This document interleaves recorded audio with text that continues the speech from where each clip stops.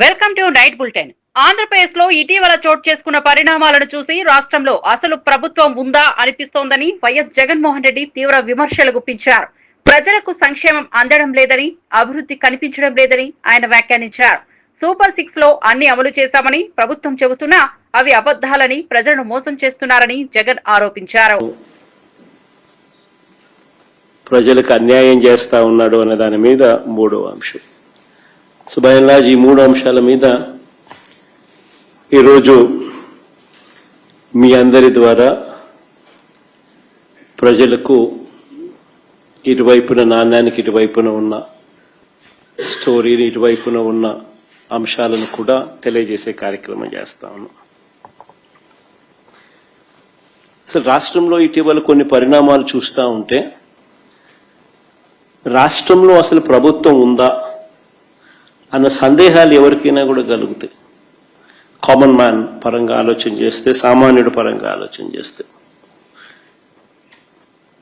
ఎందుకనంటే రాష్ట్రం అన్నది, ఒక గవర్నమెంట్ అన్నది చేయాల్సిన రొటీన్ కార్యక్రమాలు, చేయాల్సిన రొటీన్ బాధ్యతలు, maintenance of law and order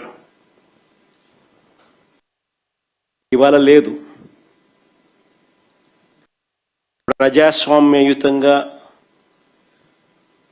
గొంతు విప్పే పరిస్థితి ఈరోజు లేదు. రెడ్ బుక్ రాజ్యాంగం అని అంటా ఉన్నారు. ప్రజాస్వామ్యయుతంగా గొంతు విప్పితే ఆ గొంతును నలిపేస్తా ఉన్నారు. ప్రజలకు అభివృద్ధి లేదు, ప్రజలకు సంక్షేమం లేదు.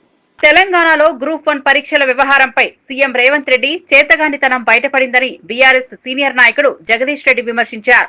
ఈ సమస్య నుండి ప్రజల దృష్టిని మళ్లించేందుకు లొట్టపీసు కేసులను తెరపైకి తెస్తున్నారని ఆయన ఆరోపించారు. రేవంత్ రెడ్డి మీద 2 ఏళ్ల పాలనలో పెట్టాలంటే 100 కేసులు పెట్టాల్సి ఉంటుందని వ్యాఖ్యానించారు. మీడియా ద్వారా బెదిరింపులు చేసి స్పేస్ ఆక్యుపై చేయవచ్చేమో కానీ ప్రజల మనసుల్లో స్థానం సంపాదించలేరని అన్నారు. కానీ నోట్ల పీస్ కేసు అనే సంగతి కేటీఆర్ గారు ఆనాడే చెప్పిండు, ప్రజలందరికీ కూడా తెలుసు. వీటితో ఏమి కాదనే సంగతి అందరికి కూడా తెలుసు. నిజంగా కేసు పెట్టాల్సి వస్తే నిన్ను 100 సార్లు జైలు వేయాల్సిన పరిస్థితి వచ్చింది ఈ 2 ఏళ్ల పరిపాలనలో. ఉండేది నువ్వు చేసిన దుర్మార్గాలకి, నువ్వు చేస్తున్న మోసాలకి, ప్రజలకి ఇచ్చిన హామీ ఒకటి నెరవేర్చకపోగా ఈ రకంగా నేనేదో మీడియాలో స్పేస్ ఆక్యుపై చేస్తామేమో తిట్టో భయపెట్టించో లేదా నీ తాబేదారులతోనే కానీ ప్రజల మైండ్లలో స్పేస్ ఆక్యుపై చేయలేవు. రైతులు ఎట్లా శాపనార్థాలు పెడుతురో చూస్తున్నాం, మహిళలు ఎట్లా శాపనార్థాలు పెడుతురో చూస్తున్నాం, యువత ఎంత కోపంగా ఉందో చూస్తున్నాం. నువ్వు నీ చేత చంపబడ్డ విద్యార్థులు 100 మంది పైగా ఇప్పటివరకు నువ్వు పెట్టిన విషాహారం వల్ల చచ్చిపోయిన విద్యార్థులు, వాళ్ళ ఆత్మలు కూడా నీ చుట్టే తిరుగుతుంటాయి. ఒక్కటి కూడా తప్పుకోలేవు నువ్వు చేసే పాపాల నుంచి. ఇవాళ ఏదో గిది దీంతో ఒక పూట గడుపుకుంటా అని అనుకుంటున్నామేమో. ఈ పూట గడుపుకోవడాలు ఆ నిమిషానికి ఎలా తీసుకోవడాలు కాదు. ప్రభుత్వం అంటే ప్రభుత్వం ప్రజలకు జవాబుదారీగా పనిచేయాల్సిన అవసరం ఉంది. హైదరాబాద్ రెహ్మత్ నగర్ లో ప్రజలను ఉద్దేశించి బీఆర్ఎస్ వర్కింగ్ ప్రెసిడెంట్ కేటీఆర్ తీవ్ర విమర్శలు గుప్పించారు. కాంగ్రెస్ పార్టీకి ఓటు వేస్తే పేదల ఇల్లు కూల్చడానికి అవకాశం ఇచ్చినట్లే అవుతుందని అన్నారు. హైడ్రా పెద్దవారి ఇళ్లను తాకరాదని సీఎం రేవంత్ రెడ్డి అన్న. తిరుపతి రెడ్డి దుర్గం చెరువు నీటిలో ఇల్లు కట్టుకున్నా ఎలాంటి చర్యలు తీసుకోలేదని ఆరోపించారు. కానీ పేదల బస్తీలలో మాత్రం ఇళ్లను కూల్చేస్తున్నారని మండిపడ్డారు. డబ్బులు ఇచ్చి పేదల ఓట్లు దోచాలని కాంగ్రెస్ చూస్తోందని విమర్శించారు. వాళ్ళకి లైసెన్స్ ఇచ్చినట్టు అవుతుంది. మరి కావన్నా వద్దాం, మీరే ఆలోచన చేయండి. ఇది మీ సమస్యనో నా సమస్యనో కాదు, నగరంలోని అందరి సమస్య. మీరు చూస్తున్నారు, హైడ్రా అనేది పెద్దవాళ్ళ ఇంటి మీదకి పోదు. రేవంత్ రెడ్డి అన్నగాడు ఇక్కడనే ఉంటాడు, తిరుపతి రెడ్డి అని. దుర్గం చెరువు పక్కకు నీళ్ళల్లో కట్టిండి ఇల్లు, FTL. ఆడికి మాత్రం పోదు హైడ్రా. ఎందుకు? ముఖ్యమంత్రి అన్న కదా, పోతే ఉద్యోగం పోతుంది కదా. ఆడికి పోదు. ఆడికి పోతుంది, రెహమత్ నగర్ పోతుంది, బోరబండ పోతుంది, యూసఫ్గూడ పోతుంది, షేక్పేట పోతుంది, ఎర్రగడ్డ పోతుంది. మీ దగ్గర ఉండే బస్తీలకు మాత్రం బరాబర్ వస్తుంది. కులగొడితే పేదవాడిని అడిగేటోడేవాడు? గోపన్న లేడు కదా. గోపన్న ఉంటే బరాబర్ వచ్చి అడ్డం నిలబడుతుండే. గోపన్న లేడు కదా, ఇక అడిగేటోడు ఎవడున్నాడు? మేము చూసుకుంటాం, జూబ్లీస్ దున్ని పారేస్తాం అనే దాంతో పైసలు కొడతాం, అవసరమైతే ఆఖరికి ఓటుకి ఇంత కొడితే గరీబ్ గాళ్ళు మాకైపోతే ఎవరికెత్తారు అనే ధైర్యము ఇలా కాంగ్రెస్ వాళ్ళు ఆ ధీమాతో ఉన్నారు. ఆంధ్రప్రదేశ్ లో కూటమి సూపర్ 6 బహిరంగ సభ ఘనంగా ప్రారంభమైంది. ముఖ్యమంత్రి నారా చంద్రబాబు నాయుడు, డిప్యూటీ సీఎం పవన్ కళ్యాణ్, రాష్ట్ర బీజేపీ అధ్యక్షుడు దుగ్గిరాల మాధవ్ గ్రాండ్ ఎంట్రీ ఇస్తూ సభా వేదికపైకి చేరుకున్నారు. సభా ప్రాంగణం నినాదాలతో మార్మోగగా విపరీతంగా హాజరైన జనసందోహం నాయకులకు ఘన స్వాగతం లభించింది. సూపర్ 6 హామీలతో రాష్ట్రానికి అభివృద్ధి, సంక్షేమ అందిస్తామని కూటమి నేతలు సభలో ప్రజలకు హామీ ఇవ్వనున్నారు.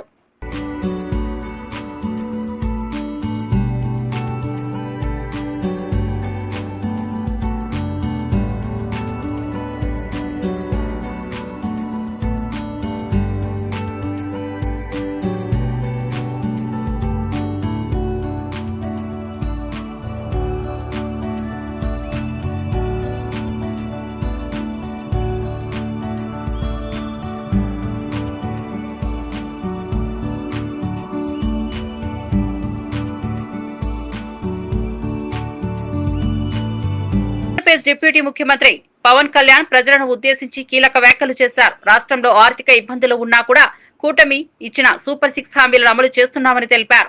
రాయలసీమను రత్నాల సీమగా మార్చేందుకు చిత్తశుద్ధితో కృషి చేస్తున్నామని చెప్పారు. ప్రతి కుటుంబానికి 25 లక్షల రూపాయల ఆరోగ్య బీమా అందిస్తున్నామని, సంక్షేమాన్ని ప్రజల దరిదాపుల్లోకి తీసుకురావడం ప్రభుత్వ ధ్యేయమని పవన్ కళ్యాణ్ స్పష్టం చేశారు. ఈ నేల ఒక పుట్టపర్తి నారాయణాచార్యులు, కవి బళ్ళారి రాఘవ గారు లాంటి నాటకరంగ రచయిత, నటుడు, విధాన్ విశ్వం లాంటి మహానుభావులు, గజ్జల మల్లారెడ్డి గారు లాంటి కవులు, ఇలాంటి వాళ్ళందరూ పుట్టిన నేల.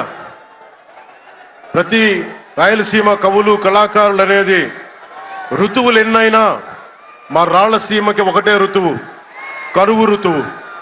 కాలాలు ఎన్నైనా మా రాయలసీమకి ఒకటే కాలం, ఎండాకాలం.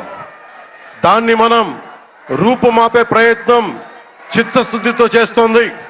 పరిశ్రమలు, ఉద్యాన పంటలు, సాగునీటి ప్రాజెక్టులు మొదలైనవి చేపట్టి రాయలసీమని రతనాల సీమగా మార్చే దిశలోనే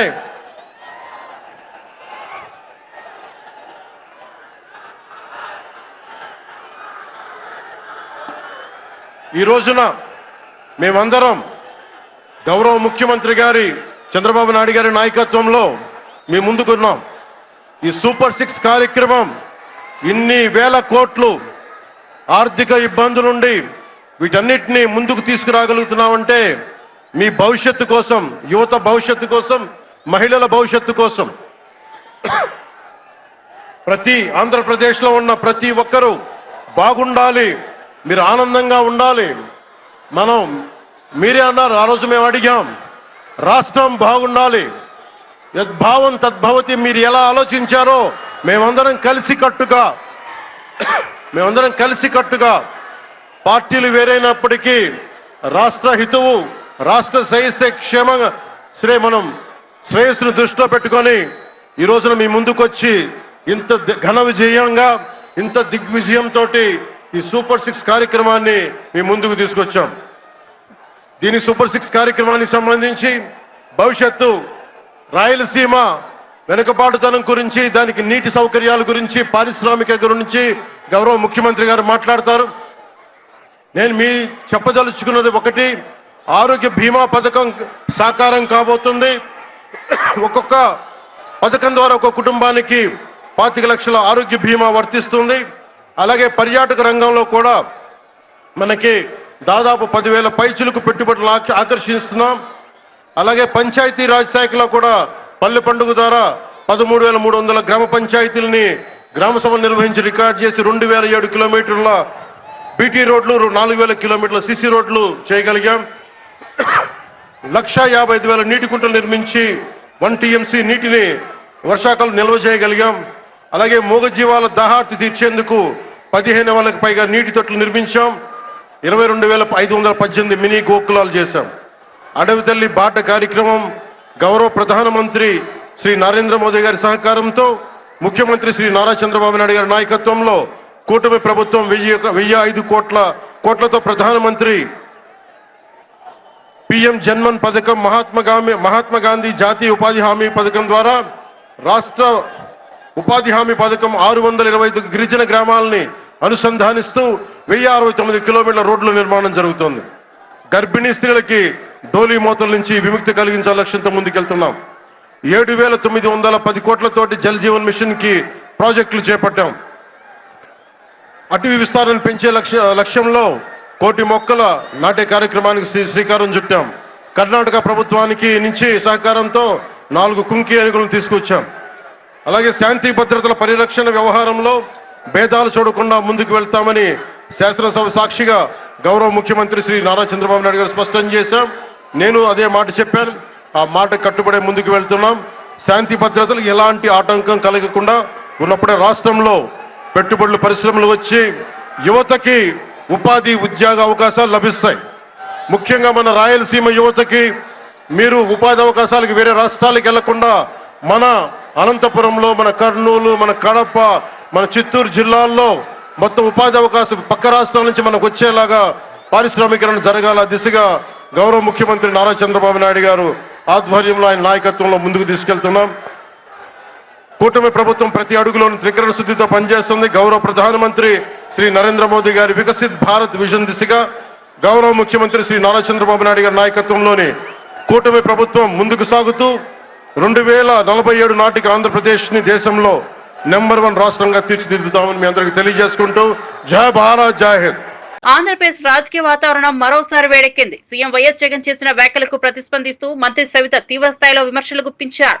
నువ్వు అబద్ధం, నీ పార్టీయే అబద్ధం, నీ బ్రతుకే ఒక అబద్ధం, నువ్వే అబద్ధాలు కోరు కాదా అంటూ ఆమె ప్రశ్నించారు. రాష్ట్ర రాజకీయాల్లో నిజాయితీ, పారదర్శకత అనే మాటలు జగన్ కు సరిగా సరిపోవని, ప్రజలను తప్పుదోవ పట్టించే ప్రయత్నం చేస్తున్నారని మంత్రి సవిత మండిపడ్డారు. పథకాలన్నారు జగన్మోహన్ రెడ్డి గారు, నీ బతుకే అబద్ధం, నీ చరిత్రే అబద్ధం, నీ పార్టీనే అబద్ధం, మరి నువ్వు కాదా అబద్ధాలు కోరు అనే విషయం కూడా తెలియజేస్తున్నాం. మాకు సంపూర్ణమైన నమ్మకం ఇచ్చారు. మేము సంపూర్ణంగా ప్రజలు ఏ నమ్మకం అయితే మాకు ఇచ్చారో నరేంద్ర మోడీ గారి ఆశీర్వాదంతో ఈ రోజు రాష్ట్రం పరుగులు పెడుతుందన్న విషయం మీ అందరికీ తెలియజేస్తూ నాకు ఈ అవకాశం కల్పించిన పెద్దలందరికీ మరొక్కసారి ధన్యవాదాలు తెలియజేసుకుంటూ కూటమి ప్రభుత్వం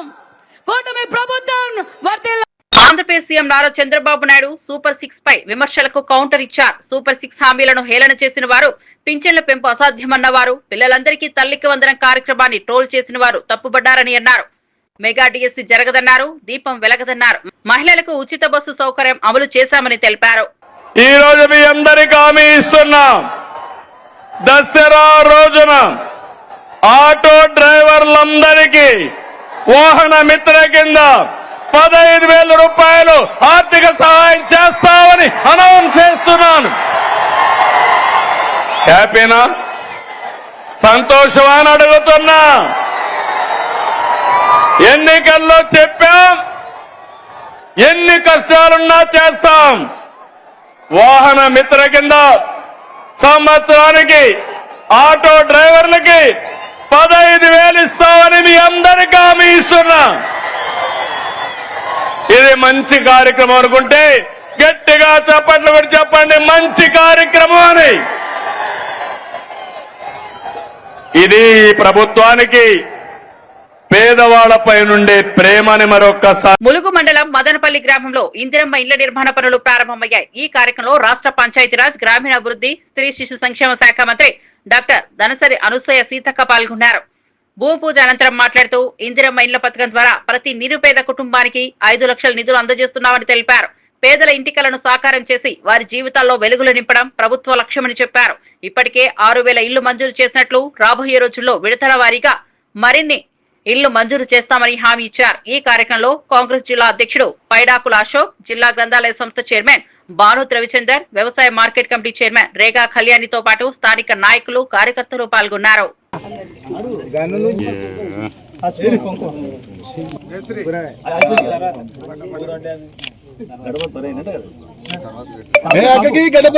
బీజేపీ ఎమ్మెల్యే రాజాసింగ్ సంచలన వ్యాఖ్యలు చేశారు. కిషన్ రెడ్డి రాజీనామా చేస్తే తాను కూడా రాజీనామా చేస్తానని ప్రకటించారు.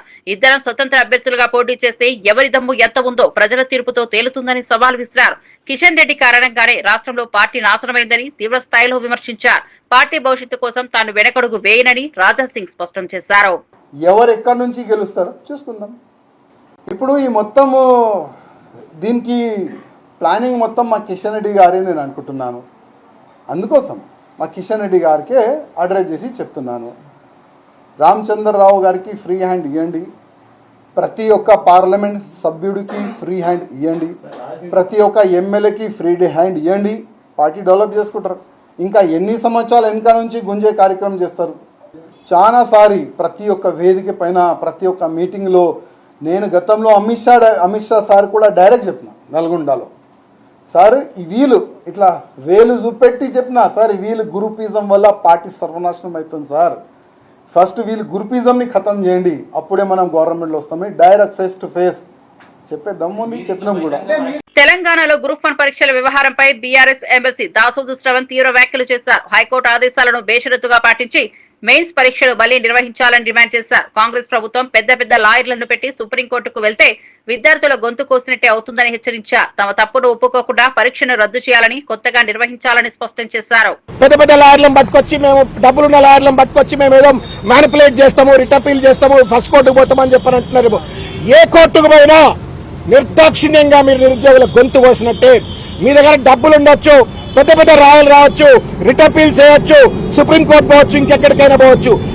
మీరు వేసే ప్రతి అడుగు తెలంగాణ నిరుద్యోగ విద్యార్థుల యొక్క భవిష్యత్తును సర్వనాశనం చేసినట్టే, కాల రాసినట్టే అనే విషయాన్ని రేవంత్ రెడ్డి గారు టీజీపీఎస్సీ తెలుసుకోవాలని చెప్పని. హుందాతనం ఉండాల. చేసిన తప్పును కోర్టు ఇంత స్పష్టంగా చెప్పిన తర్వాత హుందాతనంతో తప్పును ఒప్పుకొని ఆ పరీక్షను పూర్తిగా రద్దు చేస్తే మీకు కూడా మానవత్వం ఉంది, విజ్ఞత ఉంది అని చెప్పని ప్రజలు అనుకుంటారు. కాబట్టి ఈ యొక్క పరీక్షను రిటపీల్ అని చెప్పని హైకోర్టు ఆర్డర్కు వ్యతిరేకంగా పోకుండా వెంటనే రద్దు చేయాలని చెప్పని, అదేవిధంగా ఇన్ని తప్పులు ఎట్లా జరుగుతాయి?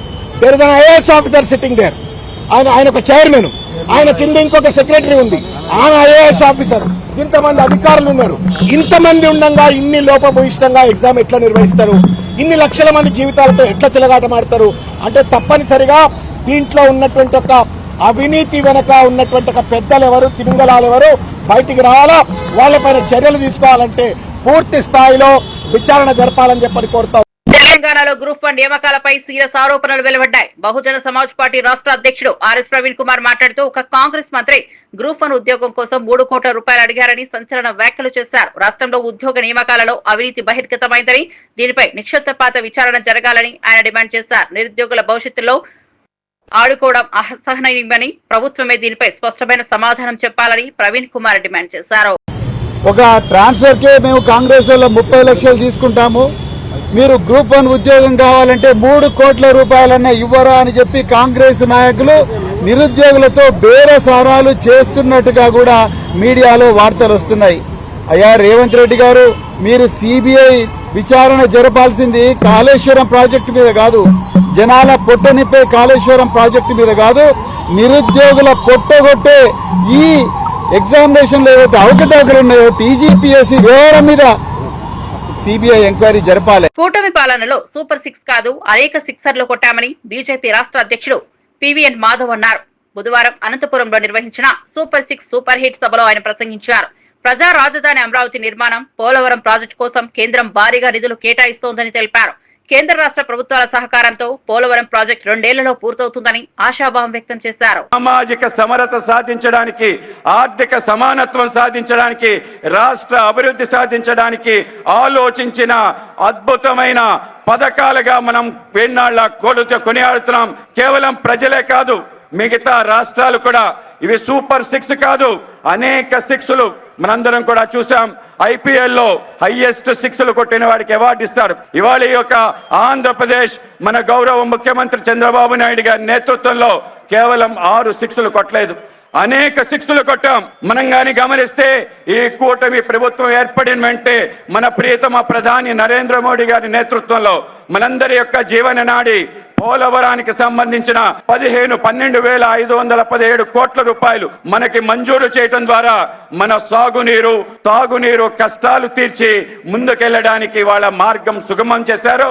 త్వరలోనే 2 సంవత్సరాల్లోనే ఇవాళ కూటమి నేతృత్వంలో గౌరవ ముఖ్యమంత్రి చంద్రబాబు నాయుడు గారు, డిప్యూటీ ముఖ్యమంత్రి పవన్ కళ్యాణ్ గారి నేతృత్వంలో 2 సంవత్సరాల్లో పూర్తయి గ్రావిటీలో కృష్ణా బేసిన్ కి నీరు రావటం, కృష్ణా బేసిన్ కి నీరు వస్తుందంటే రాయలసీమకి ఏదైతే 200 టీఎంసీ హామీ ఉందో అది నెరవేరడానికి త్వరలోనే కాబోతుందని మీ అందరికీ చెప్పడానికి ఇవాళ గర్వపడుతున్నాను. కేవలం అదే కాదు, ఇవాళ మన రాజధాని అమరావతి నిర్మాణం కోసం కేంద్రం 15,000 కోట్ల రూపాయలు గ్రాంట్ రూపంలో 11,000 రూపాయలు మనకి ఏదైతే హడ్కో నుంచి రుణ రూపంలో అనేక రకాల ఇతర అవసరాల కోసం నిధులు మన ప్రాంతానికి ఇవ్వటం ద్వారా అమరావతి నిర్మాణానికి కేంద్ర రాష్ట్ర ప్రభుత్వాలు చేస్తున్న కృషి, గౌరవ ముఖ్యమంత్రి చంద్రబాబు నాయుడు గారి నేతృత్వంలో ఒక భవ్యమైన రాజధాని, ప్రజా రాజధాని నిర్మించబోతున్నాం. అది ఇంకో 6 అని మనం గమనించాలి.